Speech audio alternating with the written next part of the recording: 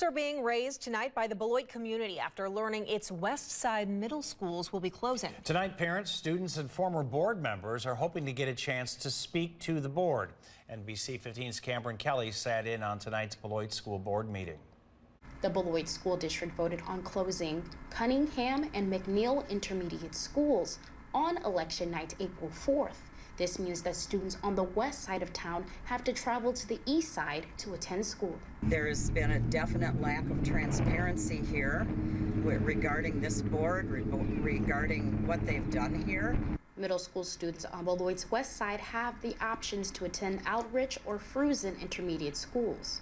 A Beloit native who has attended both West Side schools says the community was not included in this decision. They voted to close them without letting us know. Board officials say they are serving 2,000 less students than they have in recent years. We are in a situation where we have declining enrollment, and also as we're dealing with some budget issues, this is something that's been in the works as we have been losing students. The board says the discussion of closing these schools has been talked about for months. Regardless, it was an opportunity for me to capture some of the voices that were in the room through multiple sessions, both in person and in virtual. Some community members say the transition of new leadership has led to drastic changes. I've really been out there really trying to meet as many people as possible, really trying to make sure the community knows who I am.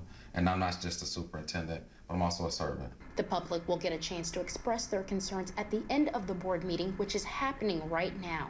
Reporting in Beloit, Cameron Kelly, NBC 15 News.